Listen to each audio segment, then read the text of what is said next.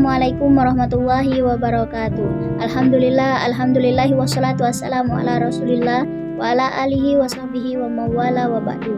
Yang terhormat, sebagai dosen pengampu, Bapak Reno Diki Al-Ghazali MPSI dan kawan-kawan dari Bimbingan Penyuluhan Islam semester 3 yang saya sayangi.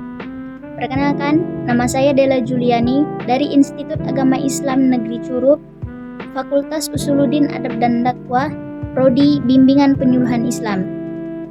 Baiklah, di sini saya akan menjelaskan materi perkuliahan saya dengan mata kuliah Psikologi Umum dengan judul Pandangan-pandangan awal aliran psikologi. Yang pertama yaitu strukturalisme, yang mana strukturalisme ini merupakan salah satu aliran awal psikologi yang muncul pada akhir abad ke-19. Yang mana struktur ini berfokus kepada pemahaman dasar dari pengalaman kesadaran manusia, yang mana para penganut strukturalisme ini berusaha menguraikan pikiran-pikiran menjadi elemen-elemen mendasar seperti sensasi, persepsi, dan emosi. Mereka percaya bahwa dengan komponen-komponen ini kita mendapatkan gambaran yang lebih jelas bagaimana pemikiran manusia itu berfungsi.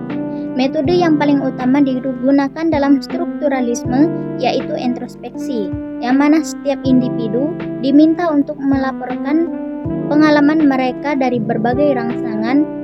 Hal ini, para peneliti mengumpulkan data tentang bagaimana pemikiran dan perasaan manusia itu berfungsi di setiap situasi tertentu. Tokoh-tokoh yang mempelopori strukturalisme ini yang pertama yaitu Wilhelm Wundt, yang mana dia dianggap sebagai pendiri psikologi disiplin ilmu. Dia mendirikan sebuah laboratorium di Jepang pada tahun 1879 Masehi. Dia berpendapat bahwa psikologi itu harus mempelajari kesadaran secara ilmiah dan sistematis. Kemana Wilhelm Wundt ini mendirikan metode introspeksi terlatih, sehingga semua peserta eksperimen itu dilatih untuk mengembangkan pengalaman mereka saat dihadapkan dengan rangsangan tertentu.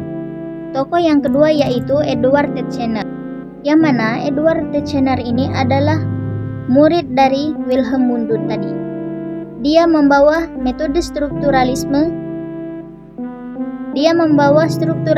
ini ke Amerika Serikat. Dia memperluas gagasan dari Wilhelm Wundt tadi menjadi sistem yang lebih terstruktur untuk introspeksi.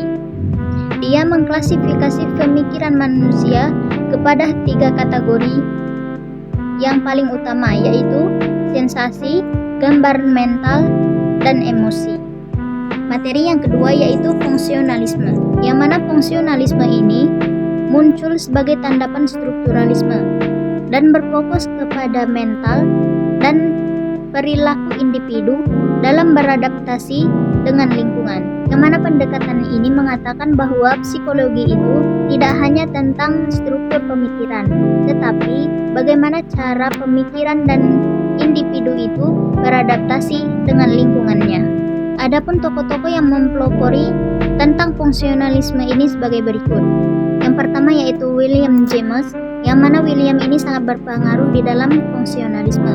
Di dalam buku karyanya, dia mengatakan bahwa psikologi itu harus memperhatikan bagaimana fungsi mental itu berfungsi dalam kehidupan sehari-hari. Tokoh yang kedua yaitu Johann Dewey, yang mana Johann mengatakan bahwa pembelajaran harus dikaitkan dengan praktek dan fokus pada bagaimana mental seseorang itu berfungsi dan beradaptasi dengan lingkungan sekitar mereka.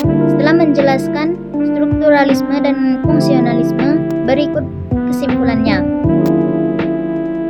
Setelah menjelaskan tentang strukturalisme dan fungsionalisme, yang terakhir yaitu kesimpulan.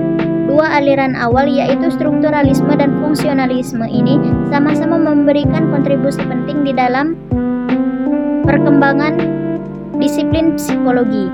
Strukturalisme dan fungsionalisme sama-sama memberikan kontribusi penting di dalam mengembangkan perkembangan dari psikologi disiplin. Yang mana strukturalisme ini membawa pendekatan sistematis tentang pemahaman dasar dari pengalaman manusia.